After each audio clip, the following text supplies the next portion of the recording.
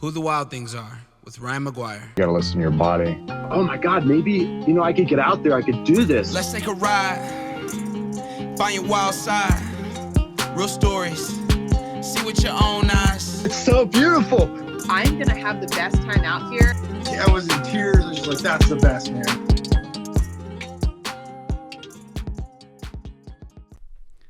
Welcome back to Who the Wild Things Are. My name is Ryan McGuire, and I'm here to bring you conversations with the most wild folks on the planet. If you're enjoying the podcast, please leave us a rating and review on your podcast platform of choice. And if you enjoyed the episode, share it with a friend. Appreciate you guys. Let's get it going. DJ Fox in the building. Yeah, buddy. Thanks for showing up, dude. Yeah, thanks for having me. I'm glad that you didn't run here, but you essentially did. You know, if you actually think about how this whole thing worked out with the Colorado Trail, you basically ran here and then drove back for the podcast. So I appreciate that. Yeah, for sure. I definitely made it all the way here, which was exciting at the end of the day. But I was looking forward to getting home once the second I touched that sign. I'm sure. I didn't yeah. feel like sticking around for too long. No. After an effort like that, you're like, yeah, that was great. I'm done. Yeah, let's go home. Yeah, where's my bed? Yeah. That for the next couple weeks. Right. Before we get too deep into the Colorado Trail FKT, which is obviously like the big monumentous task and goal and mission that you've been set out on, I want to kind of like run it back a little bit for people. So just give us a little bit of background on how you got into running and more specifically like long trail mountain running. Yeah, great question. I have a year of track and field in my belt from high school as a sophomore. Sick. Yeah, I ran 100-meter dash and high jump, pretty close to what I'm doing now. Not super fast, didn't jump all that high, just kind of did it, check the box and like play a sport, and try it. And then I didn't touch running for a long time. I ended up getting back into it in 2018. So quite a few years later, after a bout with diverticulitis.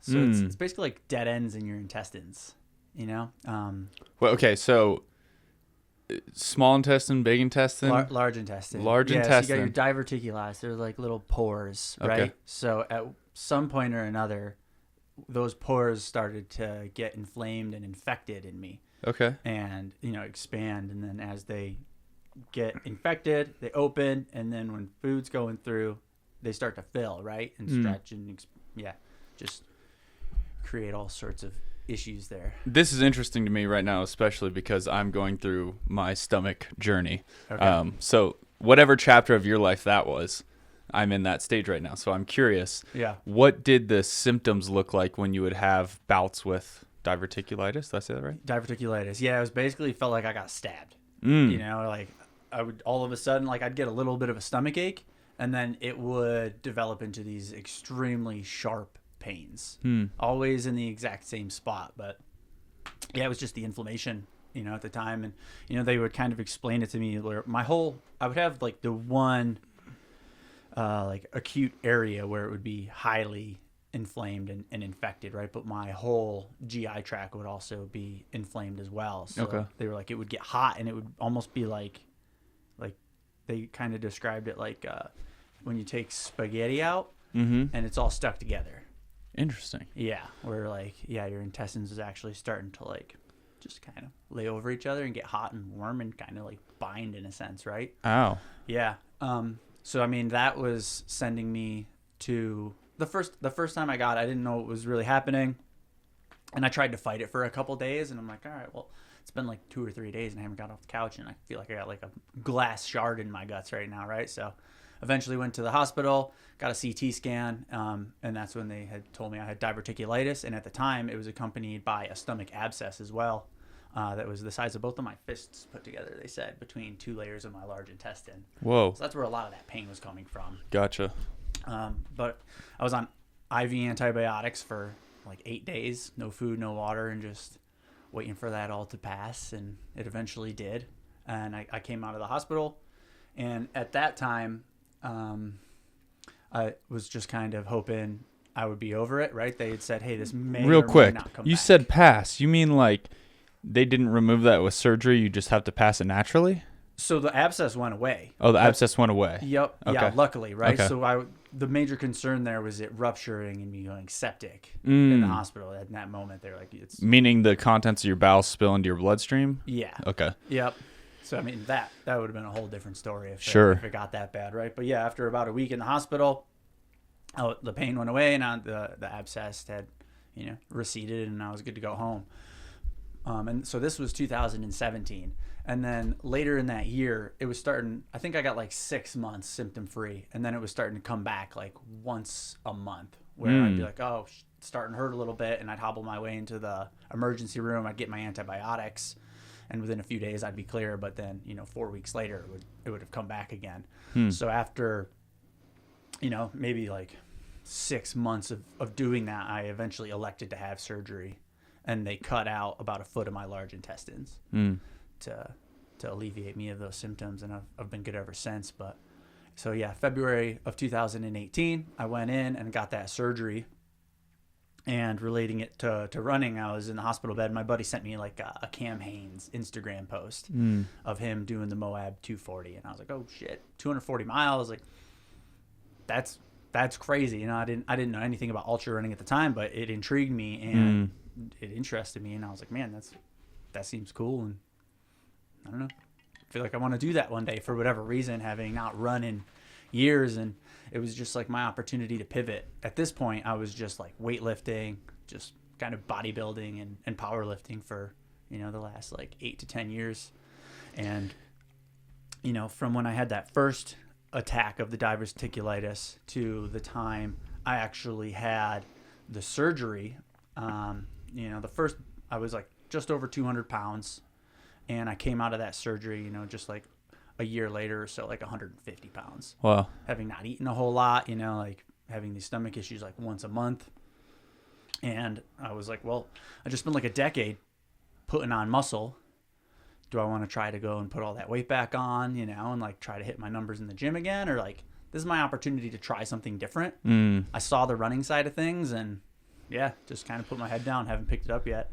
It's funny because and maybe it's just you and I, like, anecdotally, but I feel like everyone's realization to how fucked up ultra running can get is hearing about Moab 240. Because I had the same thing when I heard, that was the first time I heard Courtney's name, was like when she Courtney Dauwalter's name was when she smashed everyone, including the men, in crazy fashion, and then Moab 240. And I was like, oh, that's just like a catchy name. And they're like, no, they run 200, it's actually like 243 or something. Yeah. And I'm like, oh, like she kind of walked it. Like she walked probably a lot of it. Like I could hike 200 miles. And then like I looked at her splits. I'm like, oh no, she like was cooking for 240 miles. Yeah. And that's like 2.5 days. Yeah. And that's when you start to realize like the scale of, like I knew what ultra running was. I knew what a day of running could look like 100 miles. But I never realized, until I heard about that. Like, oh, people can go for hundreds of miles. Yeah. Which is a little bit of foreshadowing. Yes. Exactly. Into your life now. Yes. I mean, that was my my intro into like actual running, right? Was that hospital bed and looking at Cam Hanes stuff. And then when I started to recover, it was, okay, I'm going to go see if I can get out for a mile today. I'd get to the bottom of the stairs and be like, all right, that was enough, like just recovering from the surgery still. So just like worn by everything. And then, like went a quarter mile, half a mile, 2, 5, 10, and did that as long as I could until, obviously you can only do that for so long and you'll find something to stop you eventually, right? Just kind of like exponentially increase everything. But yeah, that was my catalyst. What was the first big milestone? Was it World's Toughest Mudder, you think? Is that kind of because that was the first time I heard your name, and from where I sat, it was like, who is this guy?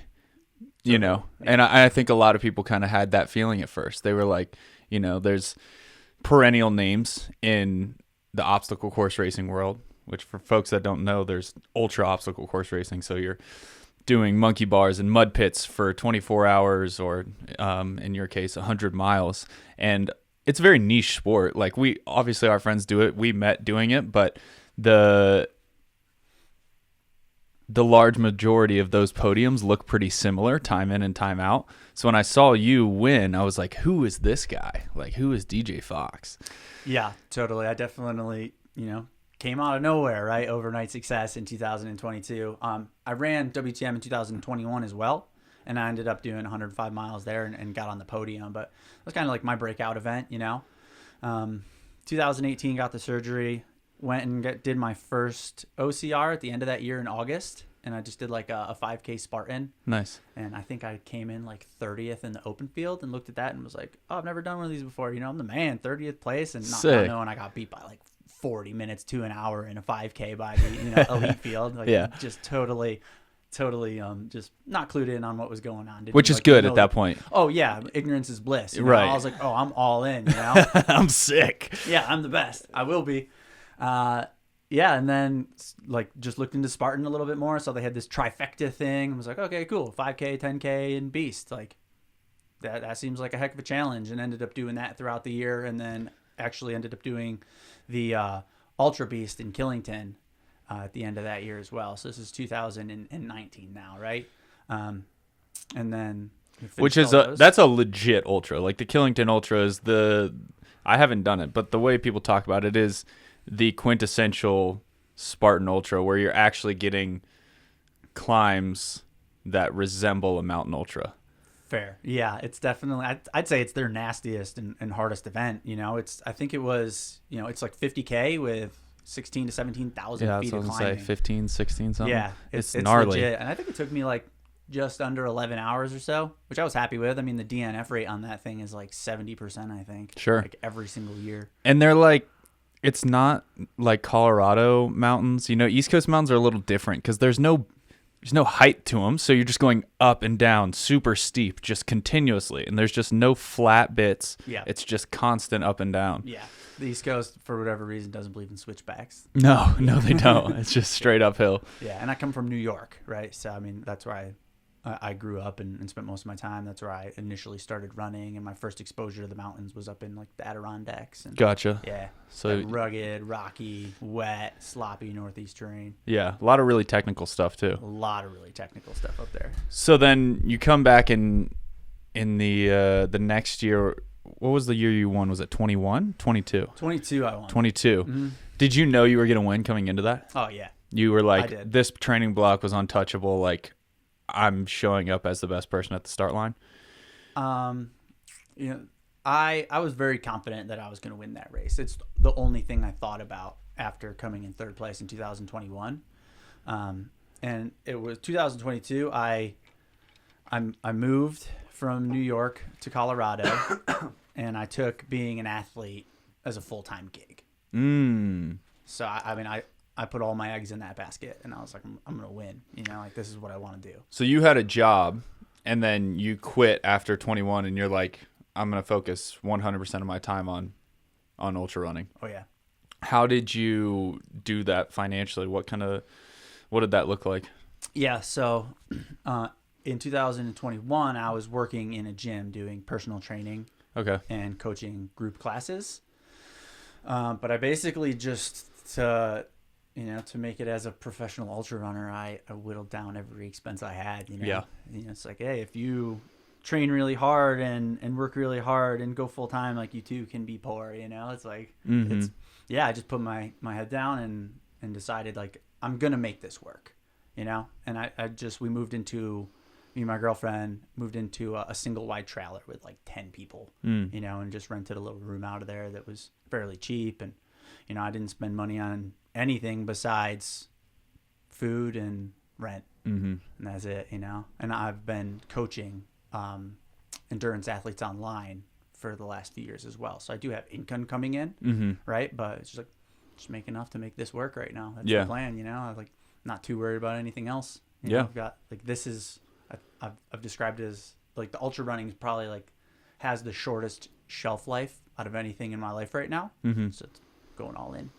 Make it work. There's no shortage of opportunities to make money. Like they'll come around. There's plenty of them out there. Totally. Yeah, I try to remind myself of that too. It's like you're not gonna be as fast as you are 10 years from now, but your ability to make money will probably be similar or higher Exactly. Like, I'll you go gotta- pick up a job if I care to, you know? Like, Yeah. Yeah.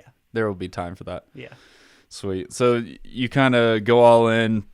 You show up on race day. You're like, I've been training full time. Were you working with a coach at that point, or were you doing your own programming? No, this was the first year I would program for myself. Yeah. For the 2.5 years prior, I was working with Josh Reed. Yeah. He had done my programming. Yeah. Cool. Yeah. And you guys are homies, right? Oh, yeah. So that's always a fun thing, like having a coach that's a homie. Totally. It's a little bit, I don't know, it's more of a special connection. It is. Yeah. You know, I mean, it's like we kept the athlete coach relationship at like the forefront, right? But we were just friends anyway, so yeah. What did your training look like going into 2022 that was different than the year prior? Like, obviously you probably carried a lot forward because you had success getting on the podium. Mm-hmm. Was there anything you changed the following year?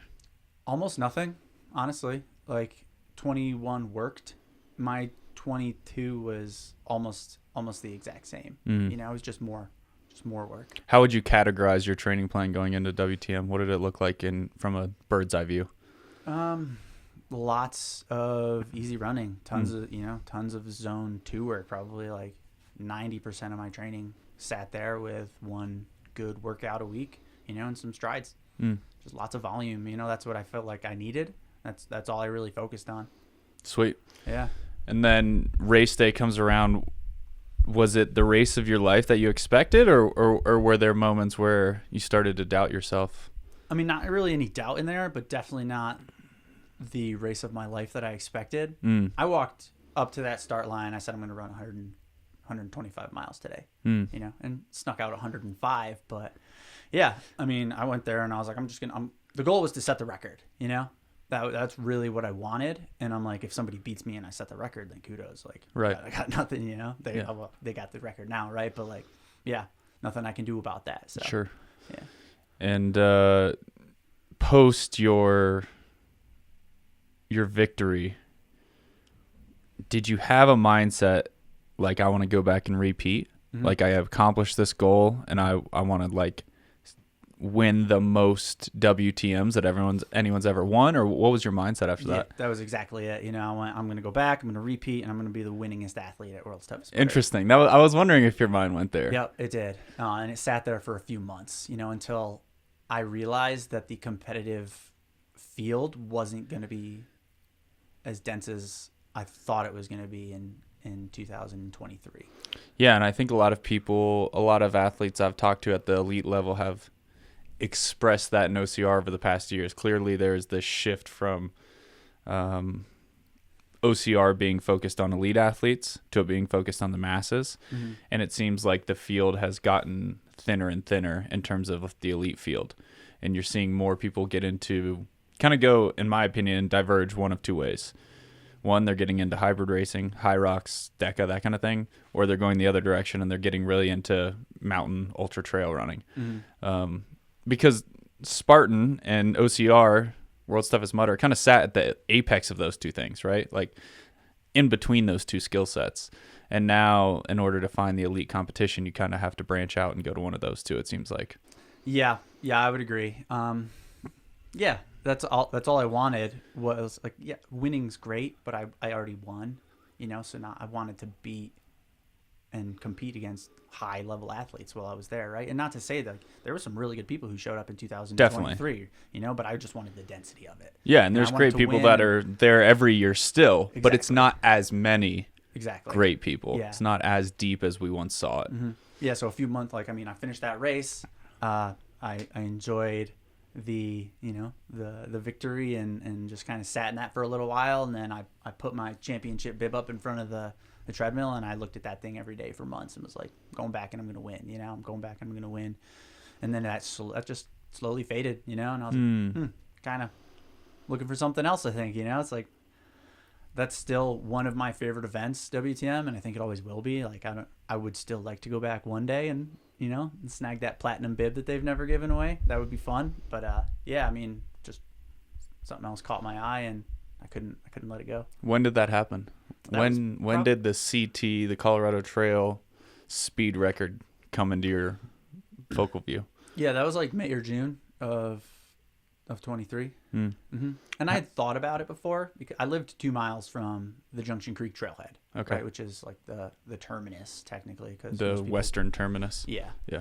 So I was always on it. And again, I've always really been intrigued by these mega distance events, you know? And training on the CT so often, like even I was just like my easy shakeout run, but going out for 4 and I would just run to the trailhead and back, but I would look at it and be like, man, it would be so cool to just keep going, you know? Like, I don't know what's further than the first 10 miles of this thing yet. A big ass gnarly climb is what's further. Yeah, exactly. And I wanted to check it out. So, I mean, it called to me quite a bit, but you know, when I was talking to Josh about, I was like, I don't think I want to go back to WTM this year, you know, like I feel like I need something else. And we were standing on the porch and he goes, do the CT. And I'm like, yeah, like that's the right answer, you know, like let's do it. You know, and it was as easy as that, and switch flipped, and yeah. Talk to me about the particulars of the CT, where it starts and ends, the the mileage, the terrain. Yeah. So for me, it started in Durango, ended in Denver. The trail is 485 miles with 90,000 feet of climbing and descending. It averages 10,300 feet altitude, and most of it's like pretty rugged, you know, Rocky Mountain terrain, like at least right until you get to within, you know, 30, 40 miles of Denver. Then it's like this super smooth, buttery trail to finish it off with. That section 2. Yeah. So flowy during that burn. I love that area. Yeah, it was great. Yeah, so like some nasty mountain terrain out there, you know? Mm-hmm. Yeah, and I think a lot of people can't really conceptualize what 500 miles looks like on foot. And the best way I would try to articulate it is imagine drawing a diagonal line from the bottom left corner of Colorado to, you know, a northeast portion of Colorado. Like it goes across the entire state. Not exactly end to end, but pretty darn close. It's real close. It is a massive trail, and yeah, I'm trying to remember. I attempted it in last year, so the same year you did your first attempt. Okay. I did the unsupported. Oh, nasty. So there's 3 different styles. You can do unsupported, self-supported, or fully supported. Yeah. The version I was doing is you have to carry all your food and water or forage it from beginning to end. And that's the kind of style that I felt like fit my value system, like not super fast, but more just like gritty. And so given that you're not supported by outside crew, the times are a little bit slower, but you have to carry more weight. So I had like 25 pounds of food with me, you know, aiming for like 11, 12 days at that point. Oh, yeah. And was hammering 3 days and laid down. Felt kind of weird one night. Got totally surrounded by deer. They all like started coming in. And then I got a fever. And then I started having auditory hallucinations. And like I hadn't pushed that hard. I like took it out really easy, like 30 miles a day, super chill. And then realized that I had gotten COVID from my aunt who dropped me off at the trailhead. Okay. And so, yeah, just got really gnarly really fast. Like up on Stony Pass, it just completely fell apart. Okay, so you were going the same way as well then. Same way as you, okay. Yeah. Just the only difference being the supported versus unsupported thing. But yeah, the same exact. I think, did you do Collegiate West? No, I did Collegiate East. Okay, so I was going to do Collegiate West. That would be a slight divergence of trail. But yeah, it gives me an appreciation for what you went through. It was nasty. Like, it's hard to imagine, especially for what you're doing and for people listening, you did it fully supported, which means you're allowed to have crew. You're allowed to have people giving you food, giving you water, you know, telling you where to go, helping you get set up to sleep, helping you, you know. So you have to be that much faster. There is no time to like sit around and relax because you are figuratively racing against everyone else who has all of those benefits. Yeah. So talk to me through your decision of like going supported versus unsupported and how you thought about that. Yeah, I mean, I chose supported because I wanted to go fast. You know, I wanted to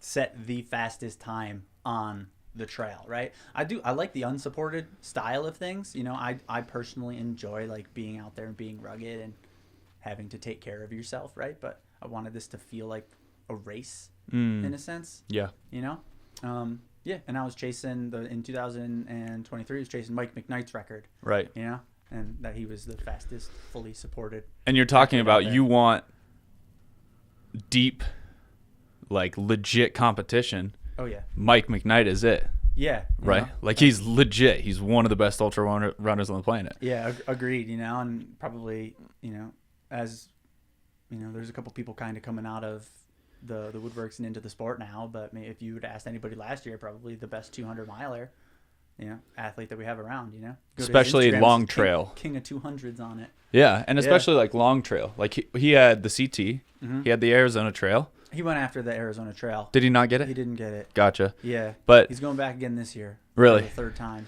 yeah, when I think of long trailers, I think of Mike and I think of Jeff Garmire. Mm-hmm. Those are the two people that I've, you know, when you think about basketball, you think about LeBron and Kobe, or Yeah, I hear you. Michael and Kobe. Yeah, and Mike's doing all like the supported stuff, and Jeff's doing all like the unsupported or self-supported stuff. Yep. And then you got String Bean, Joey McConaughey. Yeah, he's a Tyson. savage. Yeah, He's so a savage. He's actually the one with the Arizona Trail record. And he went for the John Muir to Yeah. get it from from Jeff, Oh, okay, yeah. but he missed it by I think like 5 minutes or something. It was very short, and was- if you didn't see his recap at the end, he was on Mount Whitney, and all he had to do was finish and get to the portal, but he like all of a sudden lost his mind, and he's like, what am I doing here? Like, why am I on Mount Whitney? And like sat and contemplated like his life existence. And Oh no. the sleep debt just got him. Just and got him. everything. Yeah, like right Because being that's what there. Jeff is really good at, is not sleeping, I feel like. Okay. He just, like, I remember listening to his recap, and he was like, I'm not the fastest guy of, like, the top couple that have had fast times on the John Muir Trail, Yeah. but I can sleep less than everyone. And then I'm pretty sure he hammered the last, like, 20 at, like, 7-minute pace. Oh wow. Or, like, something Yeah. absurd. Super impressive. Because the John Muir Trail is a little shorter than this Colorado Trail. So, Just over 2. yeah, 150, 200 miles, something like Okay. that. I don't remember exactly. I want to say it's around 210. Oh, okay. I think so. It might be a little longer than I thought. But yeah, you don't have the luxury of time, so you got to kind of hammer. Mm-hmm. When you decided you were going to go and do the Colorado Trail, did your training change from what you were doing for World's Toughest Mudder? It did. Yeah, I started doing more vert, honestly. And again, the overall training plan didn't change a whole lot. Like, it just turned into how much more work can I do, right? And recover and adapt. That's really what the formula was. But besides just getting miles in, it was, okay, now I need miles, and I need vert, and it needs to be in the mountains, and it needs to be at altitude. So those were the major changes. What does recovering during a big block like that look like for you? Sleeping, Just sleeping. naps. How much Food.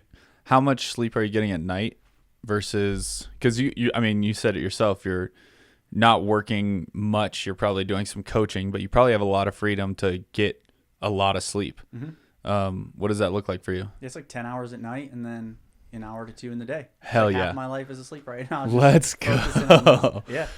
And that's what you need. I guess people, if you're not training 25 hours a week like you are, it might not make a lot of sense. But in order to absorb that training, your body has to be like, parasympathetic, right? Mm-hmm. You have to be either in like non-sleep deep relaxation or asleep. Yeah. And I'll do that, right? Like if I'll go lay down almost no matter what, Mm. and I'll chill. I'll put my feet up. People are like, what's the best recovery hack? And I'm like, dude, it's a nap. Yeah. At the end of the day, like, I mean, I'm not the poster child for like stretching and rolling and all that stuff. Like, I just sleep and eat. Yeah. And those are the two most important things I do personally. How many calories are you putting down? A day? Yeah. Like in training? In peak Colorado Trail training. Close to like 5K. Okay. Yeah. A lot of food. Yeah. Seems reasonable though. Mm-hmm.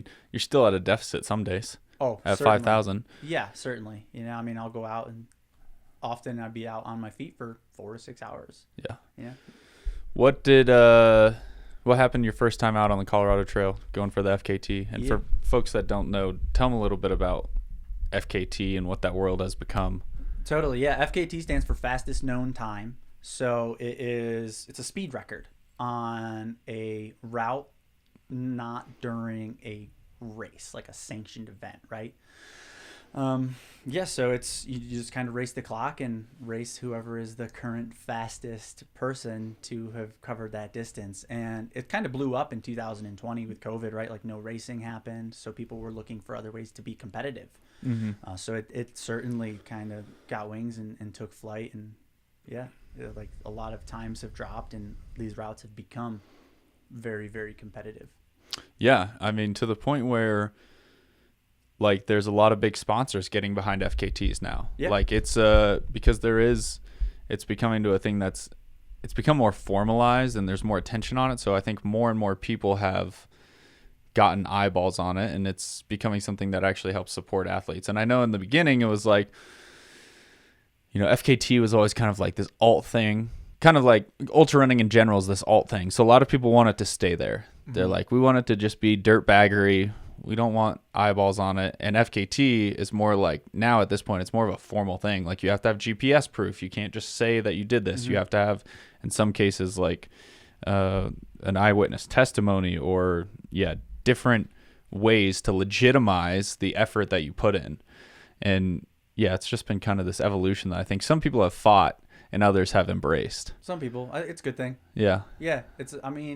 It gives you access to do so much more and still have a competitive side to it. You don't have to just chase this race on this in particular day. Like you can look at something as a project, and say, I'm going to pick the date. I'm going to pick the best weather window. And like you come up with this all on your own, right? So like whatever you think that means to you, and you can really look at these trails and break them down and analyze them and try to come up with the best plan and just race the clock. It's like course record or nothing at the end of the day. And it's fun.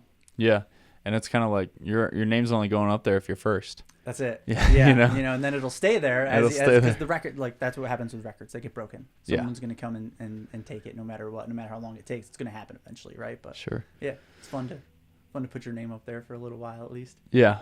So tell me about this, the first attempt you had for the CT. Yeah, we went after it at the last week of September in 2023. And I made it about 420 miles before I decided it was starting to be a little too much, and we called an ambulance and caught a ride to the hospital. I ended up getting diagnosed with pneumonia while I was there. So while I was on the trail, probably like 3 days in, I started to develop like a pretty nasty cough that just progressively got worse over the next, 3.5 days while I was out there. And my lungs just started to fill up with fluid, and couldn't breathe and couldn't get it done anymore. How many miles did you average on your first attempt, like up to that point?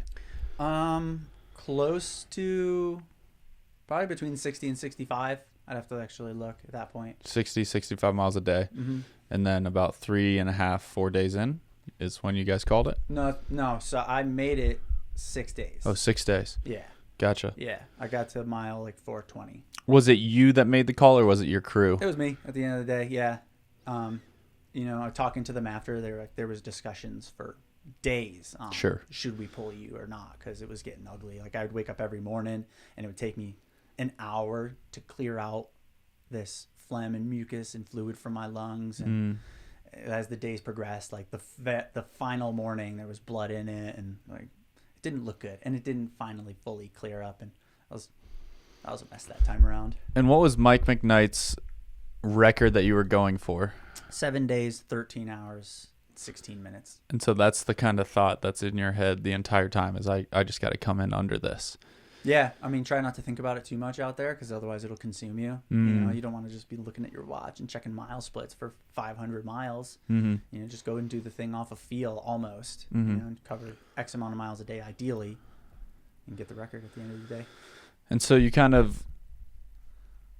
go out there, you have a quote unquote failed the mission, but with these things, it's like, you look at the best people in the world, all of them fail FKTs because it's first or nothing, right? It's like the bar is so high. Courtney Dauwalter had failed the collegiate loop. Mike McKnight failed the Arizona Trail, like you just said.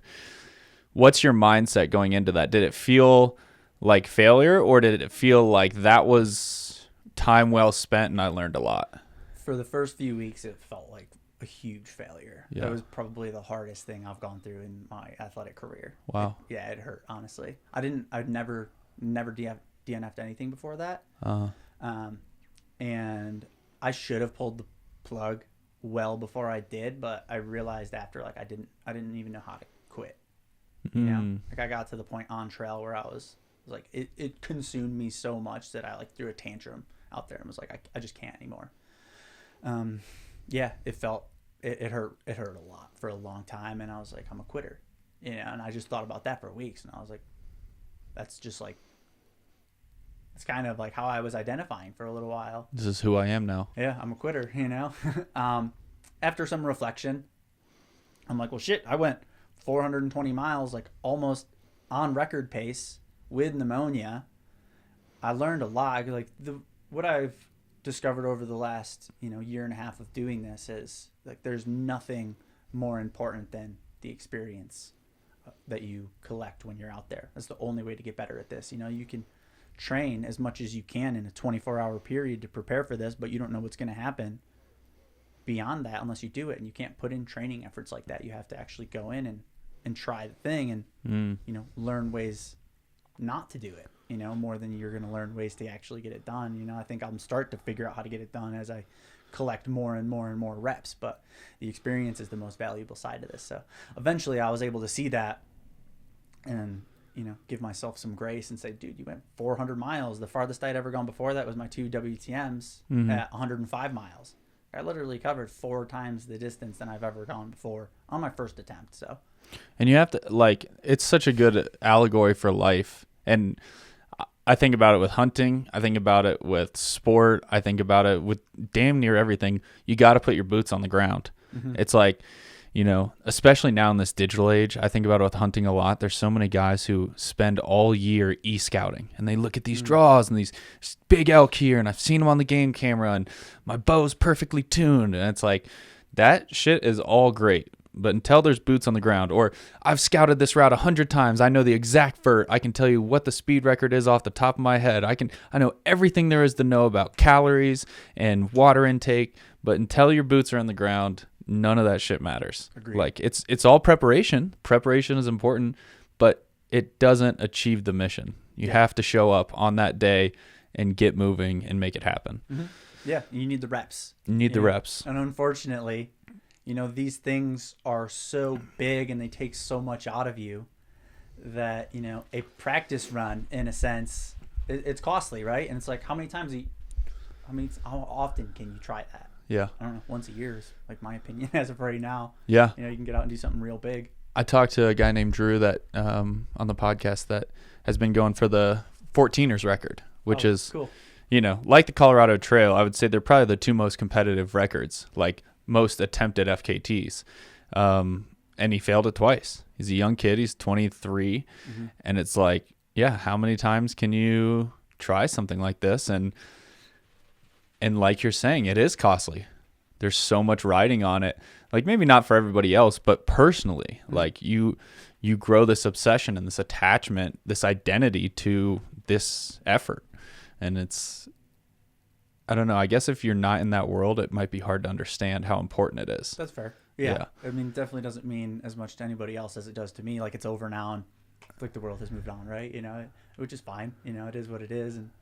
But yeah, I mean, I still think about it and I still care about it. And I know, like, there's still time out there for me to go back and do even better, right? Like, it's never going to be finished. It's like, I'm looking at it now as I've stared at this trail for the last year and a half, and it's like my painting, right? Like, you can always just go and touch something up a little bit more and a little bit more, and it's like, when are you going to call it finished, right? And it's like, I got the directional record, but I did miss the overall FKT, right? Like, somebody this year went Denver to Durango 15 hours faster than I did, and 2 separate routes in a sense, but I mean, I left 24 hours out there at the end of the day, right? So, I mean, I'm happy with what I did, and it feels good, and I, like, put my name on the FKT website, and, I got the directional, but, it's not done, So, after the first attempt of it, because you did 2 attempts, after the first attempt, What did you change in preparation for the second attempt? Yeah, so we moved the date. We went a month earlier, and Which was just what you did this. When did you start? A month ago? yeah, It was about a month ago, right? yep. Yeah. This has been a month and like 3 or 4 days now. Wow. Yeah. And so you went up a little bit to avoid some of that colder weather, I presume. Avoid the colder weather, avoid the chance of snow, and get a little bit more daylight.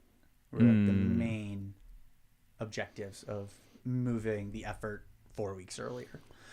I had great weather last year. It was very cold at night. I'd finish sections. There would be ice all over my beard, my mustache. That's kind of dope, though. You look like pretty sick. Yeah, you look badass in the pictures, but I mean, I just spent, 13 hours in the dark, freezing, it's like, how conducive is that to a really good effort? Yeah, that's true. For something that long, probably not the best idea. I had good gear and we tolerated it okay, but I got sick. Who knows, like how many factors in here, like combined to actually get me pneumonia at the end of the day here. And then the week or two leading in 2023, I slept and I had a dream like every night that it snowed and I didn't even get my chance. Because it was always on the forecast of, it might snow up high, and like Monarch Pass got a bunch of snow last week. And I'm like, oh man, I'm going to lose sight of the trail. I'm not going to be able to get this thing done. And that was highly stressful, honestly, Yeah. And then this year, I really learned the importance and the power of the sun and the daylight and how much life that will give you out there. Definitely. Especially when you're multiple days in already. Yeah. Yeah. I always think about that in ultra running. Like whenever I'm doing an ultra, I'll tell my pacer if it's like 100, or I'll just try and keep it in my mind 2 hours before the sun goes down, hammer, because everything's going to slow down when it gets dark. Like no matter what happens, you can be a really good night runner, but like those last couple hours of light are so important. The weather's perfect. It's cool out. So for you, gaining an extra 30 minutes of light every day, it was almost an hour, yeah. or an hour. Yep. That adds up a lot. Yeah. You can hammer that last hour. Yeah, you get an extra 7 hours on the entire week, Mm-hmm. And after doing it again, like, it's tough because of the monsoon season. Yeah, you don't want to go in July Yeah, because it's going to be hot and then it's going to rain like a mother.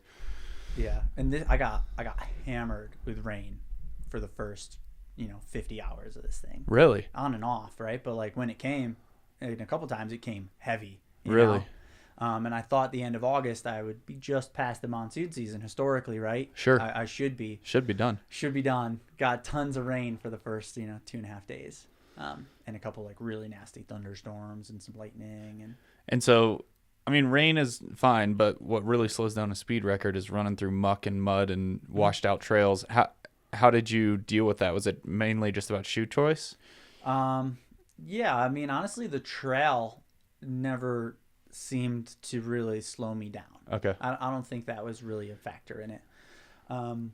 Just like even though we went earlier, the rain and the wind made it cold still too, right? Yeah. So like the first day wasn't too bad, like I started with my buddy Austin and we got up to the first crew aid station. It was perfect, overcast and a little cool coming out of Durango. And then we started to get up high and the light sprinkle kind of, started to come on a little bit, and that was just on and off for the rest of the day. And then when night rolled around, we were in some like really dense fog and the wind started to pick up and we were starting to experience some heavier rains. But, throw the rain pants on, throw the puffy on, throw the raincoat on, and you get through it okay. Where it really got nasty was the second day when Josh Reed and he was pacing me at the time, we were up high. We got to Stony Pass. Yep. And the thunderstorm started to pick up. And now And you're kind of up there. You're on the CDT kind of intersection. There's no trees. It's just alpine, and you're just in it. Yeah, it's high. You're up above 12,000 feet.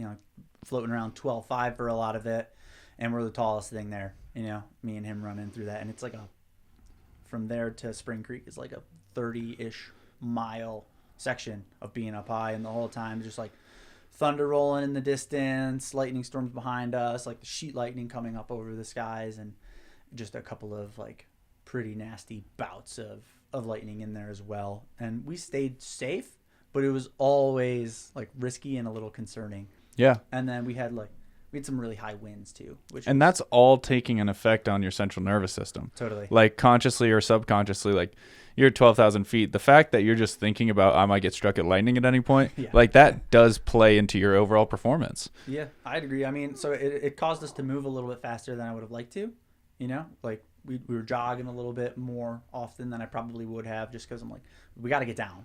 Got to get out of here. We have to get down. We can't hang out here too long, like it's not looking great, That and the high winds, and my stomach had turned on me a little bit there.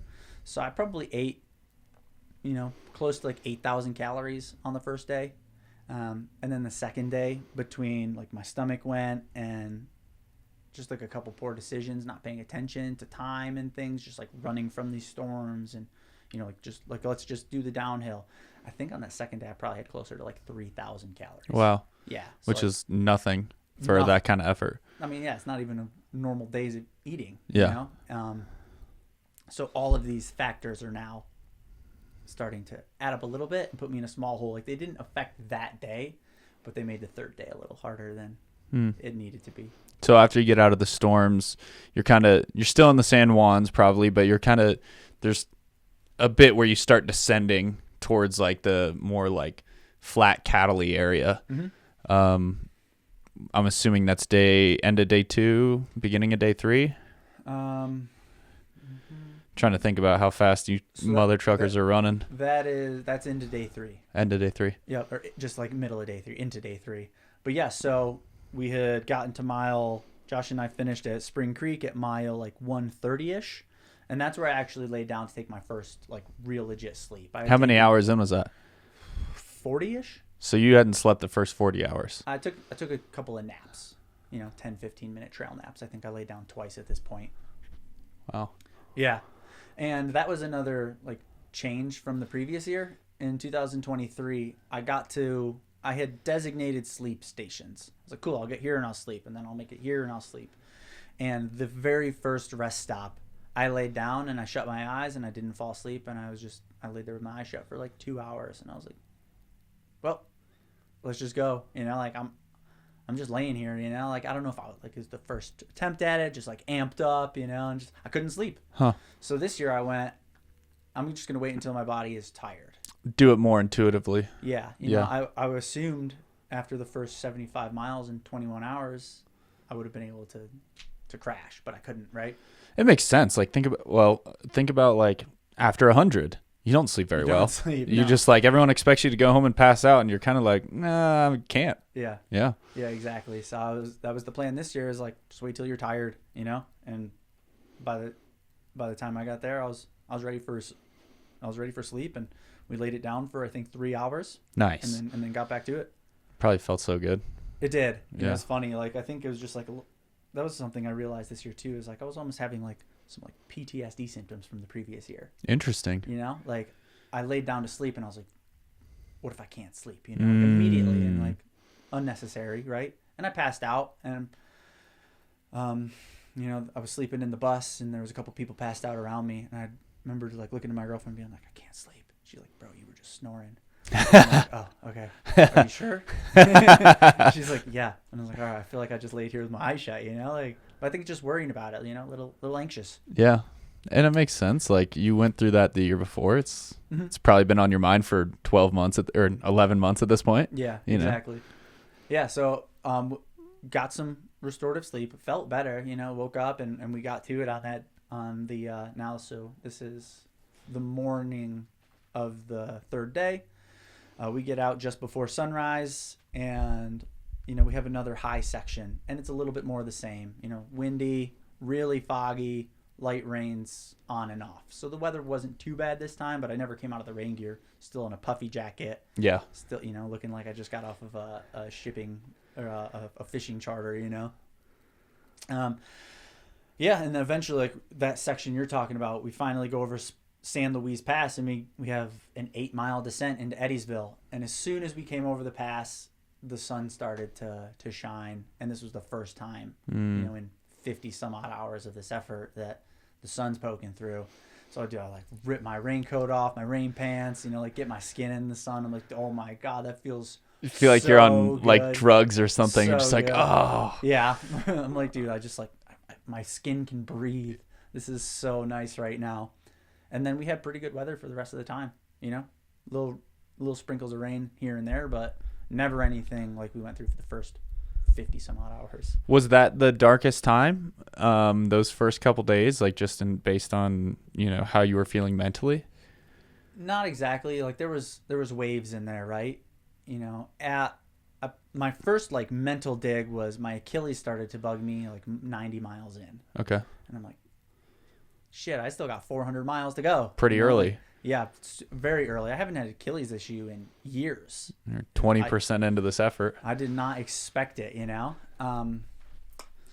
So, I mean, it started to tighten up, and then it got really painful, and I was like, I looked at Josh, and I'm like, well, shit, I got a decision to make, and that's go or don't, Yeah. So. How did you deal with that? Just moved. Just kept moving. And, kept going? Yeah, kind of ignored it more or less, And I would say close to 24 hours later, it stopped hurting. It was very swollen, and like lacking a little bit of mobility, but the pain went away. Did you like tape it up, take Advil? What'd you do to remedy it? So we were like trying to massage the calf a little bit, like create some slack, like went with like some mechanical fixes to start. And eventually I started to take some like ibuprofen while I was out there. So I'm sure that helped a little bit, but like didn't want to because it's not good for like electrolyte balance and, just like GI health when you're out there. Like I wanted my body to be able to function normally without starting to put, pharmaceuticals in it. But we ended up taking it, and yeah, that was challenging because, and mentally it was challenging because again, I'm like, I got so far to go. Like my Achilles hurts. Like every step is painful right now. And can I do this for 400 miles in, another 6 days? Well, shit, we're going to find out, right? At the end of the day, I'm not stopping here. I'll stop, at the next crew stop. And if this Achilles is going to like truly blow up and stop this effort, then it will. But until then, like whatever, trudge forward. What was the situation with handling logistics? Did you have somebody like that was, because you sent me the sheet for the pacing and, it looked pretty detailed and it looked like you guys had a good idea of how this thing would map out. But then when you get into an effort like this, it never turns out quite the same. There's weather, somebody's car breaks down, the athlete breaks down, there's always changes. So who's running the show? Yeah. So including me, there was 9 of us that took off from Durango together, and 3 full-time pacers and then a handful of just full-time crew. So I had a crew chief, my buddy Eric, and then because this first portion of the trail is so remote, it was just like 2 crew teams basically like leapfrogging over each other. Gotcha. So nobody was rushing to try to get to one of these next stops, right? Because I have a 20-mile section to go over a pass, and the vehicle's got to drive 100 miles around it. Right. It's like as the crow flies, it's 20 miles, but they have to go back down whatever mountain they came up, then around, then back up some 4x4 road, and it's like it could be 3 hours. Oh yeah, 3 hours is, I feel like, gracious at times. Yeah, sure, for sure. But it was like the crew. I just put all my faith into them to figure it out, right? Like I'm like, here is my spreadsheet with my best idea of how this could go, and you guys will figure it out along the way. I firmly believe that, and they did. Talking to him after, like obviously, like you said, like an athlete who's supposed to pace is not prepared to do this next 25-mile section in the dark with me. Okay, so we called, pulled an audible, and I had a friend drive down from Denver, even drive 3 or 4 hours out of their way to come and just do a 20-mile section with me. Yeah. Right. But yeah, they were all able to sort it out. I mean, we had our first hiccup leading into the second crew spot, like 40 miles in for me, where there was a road closure behind the ski resort. So that took our, 30-mile drive and turned it into like a 130-mile drive for that one crew team because, Durango's here, the crew stops here. We were supposed to be able to drive up into Purgatory and get there, but now they had to go all the way around that mountain range and like up in through Rico, you know. And so now that hour drive just turned into 3 hours one way and 3 hours back. Yeah. So, like, but they got it done, man. So yeah, it was like the crew at the end of the day is just important solving problems and putting so out fires. important. So important for an effort like that. Like, it can really be the difference between an athlete getting a speed record and not. Like, the crew is such a big difference. Yeah, none of this happens without them. Not at all. Not even close. Did you get them like a box of cookies or something when you were done? I got a lot of IOUs to give out right now. Yeah, for sure. Like, let me know what you guys need, because then some people came back for the second year, you know, to do this with me. And I had a buddy drive out from New York just to come and spend the week and play summer camp with me on the CT. So that's so fun. We'll figure it out in due time. But yeah, I've got a couple of favors to hand out in the future. When you think about that last bit coming down Waterton Canyon, you're kind of running on this flat dirt access road. What was coming through your mind when you're like, I'm going to get this record? I did it. I've got, 3 miles of flat left. Yeah. What's going through your head? Just put it all out there, like, it's close, but like let's still put an effort in, like. It was funny. It was like a weird mind state where, I'm realizing I'm about to be done too. And I remember looking at Josh at one point, like right before we got to that road. I'm like, man, like I just want to go slow. Like I don't want to push this. And I'm like trying to like slap myself and wake up like, hey, you're chasing a record. But like, I don't know if it's like everything's kind of coming to an end at that point. Like not just the 500 miles, but the year and a half of preparations leading into it, and the obsession over it, and everything I've done to prepare myself for this very moment. And that was like one of my visualizations that I've done for the last year and a half was that finish, and it was always like me and my pacers and my crew running it in, doing everything I possibly could to chop off as much time as possible. And all of a sudden it was there. Like it wasn't a vision anymore. It was my reality. I'm looking around, and Josh and I got to the road, and I'm like, oh man, this is it. Like this is it. It's just dirt road and slightly downhill. For the next 6 miles to get us to the end here, man. And I was like, let's run it in. Let's run it. So I think we did like 10-minute pace. Nice. For the first 4 miles, and then like crew is slowly starting to like come out onto the road with me, and I'm getting excited, and I'm out of it, and like I've got nothing left, so I'm just like any energy I can get from my people, right? I'm using it all, and they started to come out, and just tried to bring it in. We ended up finishing with like an 8:30 and 8:40 mile and a 7:30 like half or quarter. Nice to knock this thing out. What was the feeling when you're done? Was it like celebration? Was it relief that it was over? Was there any bit of you, I guess my question is, was there any bit of like sorrow that you're like, damn, that part of my life has come to an end? Like that chapter, that was the end of that chapter. That was the last page of that chapter. Totally. And it was like different bits of all that in separate waves over the last month, I'd say. But like the immediate feeling, for lack of a better word, was just like, it was calm. I hit the sign, and I put a lot of, I was like wheezing, like trying running a 7:30, like probably 165 heart rate. Or higher, killing myself. So I just like found a little bit of shade and kind of crumbled and starfished and just let my breathing calm down. And like nobody was saying anything to me, and it's just like it was silent. At least like it was a busy area, but it just kind of like went dead to me. I just kind of sat in that and digesting it that it is over. And it wasn't like this punch in the face, right? That all came in waves. What time of day was it? It was like 12:30. Like midday. Yeah. So there's people around you like going to just like walk with their mom. Yep. And they just see like this big bearded mountain man dying on the ground, like so confused on what just happened. Yeah, exactly. Half of them probably not even realizing they're on the Colorado Trail. Oh, no way. Yeah, no way. Again, like it's people don't conceptualize it. People don't know that it's happening. It's a solo effort. It's not a race. Well, it is a race, but it doesn't look like a race. Exactly. Yeah, I mean, you can see like when you were out there, you'd see like crew spots. You're like, oh, something's happening here. Like through hikers would be going by and start to ask questions and whatnot. But at the end, like you got no idea. It's just a couple dudes, and, running in, finishing a jog on Waterton Canyon. Looking especially tired and hungry. This one dude's all haggard, right? Eyes half shut and stinky. Yeah, but I mean, it's people just don't.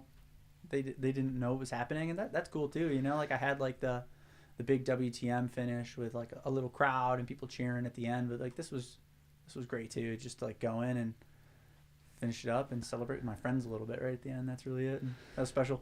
How was the first meal post? Was there something that you were craving? Because when you get into a big effort like this, mainly what you end up missing is real food. Like you have so many trail snacks and so much stuff like that, and you're getting real food from crew stations, I'm sure, but there's got to be like some kind of food you were like, I just want to smash. That didn't come on for a while either. Like I didn't think about anything. I didn't like want anything for a while. We finished the effort. My buddy like piggybacks me to the truck. I just get tossed in the truck and we kind of start heading home pretty quickly after. And I woke up at a gas station in the back of the truck, and I was like, man, I kind of want ice cream. Like my mouth was a mess from this thing, just like constantly chewing for a week was starting to like cause abrasion damage in my mouth. Like my cheeks were torn up. And it's all dry. Yeah. It's a super dry trail. Oh, like the air is so dry. Yeah. It was just everything hurt to eat. So I just like got a pint of ice cream. Dude, that was like the best thing ever. Just sitting in the back of the truck, like sleeping in between bites, and just letting it melt and cool my mouth down. So that was the first thing I ate. It was like a pint of ice cream. We stopped again. I woke up and they were pulling into a Wendy's. I was like, oh, I want Wendy's. That sounds great. The funny story there is like I had to use the bathroom too, and I went to get out of the truck and I couldn't do anything anymore. I went from this damn near superhuman who ran 500 miles across the state to not be able to stand up by myself. So like a friend under one arm, a friend under the other. I'm looking like a goddamn cane, as they're dragging me, and I just shuffle my feet. And the people from Wendy's, the employees, run out and they're look me right in the eyes, totally ignore the two people on the side of me. They're like, "Are you okay? Do you need water?" I'm like, "I'm good. I got water in the car. I got to use your bathroom." And yeah, I'm okay. I did this to myself. I'm like, okay, cool. And like helped me and like took care of me like for the last little bit. But I think they were like, this guy looks like he's like drugged. Like, I'm like, are you being abducted? Are they stealing you? Yeah, exactly. Yeah. But yeah, and got like a Wendy's burger, ordered like a bunch of stuff off the menu there, and just like crushed it all. And then I woke up in Durango, and same thing. Like they helped me up into my bedroom. I couldn't, like again, can't even stand on my own. So they dragged me up the stairs and put me in bed. And then my girlfriend orders like some Indian food. And I remember sitting in the bed there. I would take a bite, and I would fall asleep and wake up and like finish chewing and fall back asleep. And yeah, those were my first few meals. But then the next day I was like, I want steak. Yeah. I want a ribeye, dude. Yeah, I want steak and potatoes. It's interesting because, you really realize how interconnected the brain and the body are in those moments, because you can run for 7 days or whatever, 10 days, and your body, if your brain like and your spirit are telling it to keep going, it'll like push off the inflammation for a bit. But the minute your brain says like mission achieved, your body just gets flooded with inflammation to the point where like you can't move. Yep. And it's like immediately after that, I don't know if we'll ever understand it. Yeah. But like central governor theory. Yeah. It just like once you say you're done, your body's like, thank God we're done. Yep. Boom. Pain. You made a deal. The deal was 500 miles. We're there. It's over. It's over. Yeah. There's no more. It's funny. I hit the sign, crumbled, and like, all right, what's next, guys? I was like, all right, you all can leave now. And they're like, cool. The truck's a quarter mile. And I was like, there's not a chance. No way. There's not a chance I can do another quarter mile now. I've already said it's over. Yeah, it's funny how that works. Though. Do you have it takes time, but have you started to think about that? What is next? Yeah, I want to dip my toes into the 200-mile race distance and competitive field. I'm going to try to go after Cocodona. Okay. Going after Cocodona in May. Pull that tryout. In May. Find my way to the start line. Yeah, 250 miles from Black Canyon to Flagstaff. Yeah, across Arizona. Pretty Mhm. gnarly race. Mhm. Very sparse crewing from what I've heard. Yeah. Like there's a lot of like long exposed gnarly sections. Mm-hmm. Yeah, but I'm thinking at the end of the day, like those reps on the CT, it's like, oh, make it worse than that. Good luck, you know. Yeah, I don't know mean, if it'll be different. It's not. It'll be, you know, these more desert environments, but I'll find some time to play in there, and we'll be prepared. But yeah, I mean, from the logistics side and the crewing side of doing the Colorado Trail, I don't think we'd have a hard time finding something more challenging than the first 150 miles of that. you have a philosophy that I'm picking up on, which is only focus on one race way out in the distance at a time, which is different than a lot of ultra runners who want to pack a lot of different shit in. Totally. How did that come about, and why is that your strategy versus, you know, some people would say, well, I'm going to run this in November and then another one in December, January, all the way leading up to Cocodona. You're like, I don't care about anything between now and my next mission. Yeah. You know, like I was saying, me personally, I feel like I've got once a year I could put one of these major efforts in, and I don't think I'm the athlete who can go and like run really well across this broad spectrum of events. You know, I want to pick one thing and I want to go there and I want to do amazing at that one thing. Yeah. And that's a scary way to approach it, right? All your eggs are in one basket, do or die at the end of the day. But I've done that a few years in a row, 4 years in a row now, the 2 WTMs and the 2 CTs, and you know, pretty good on 3 for 4. So Doing pretty good. yeah. Yeah. It's just like, if I focus on one thing, I know when I get there, I'm going to have my mojo for it. I'm going to be prepared to put my brain into it and say, this gets 100% of my heart and soul today. And it hasn't been dispersed elsewhere. Yeah. It's a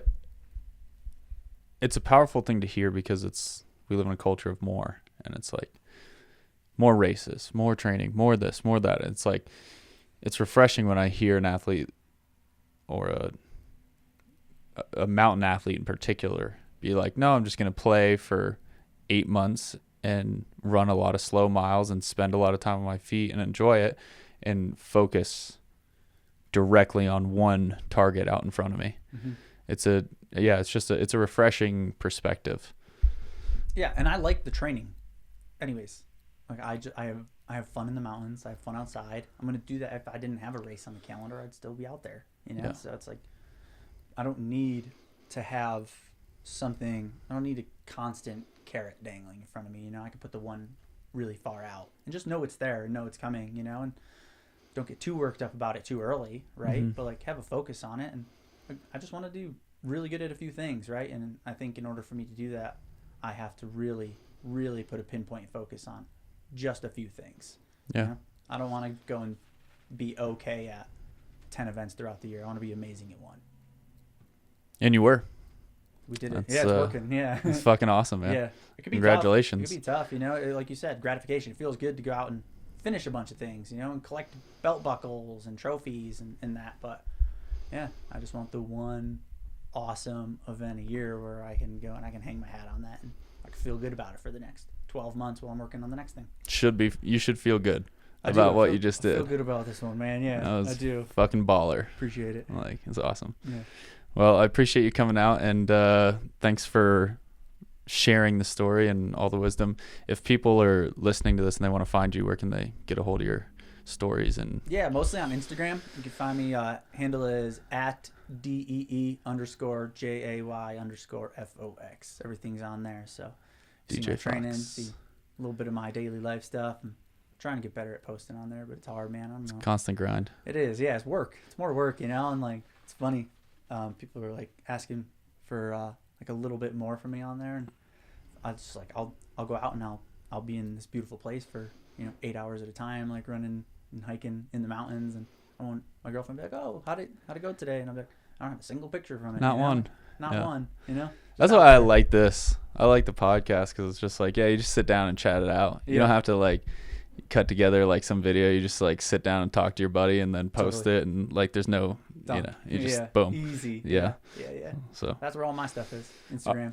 Sweet. Follow DJ Fox. Until next time, stay wild. Yeah, buddy.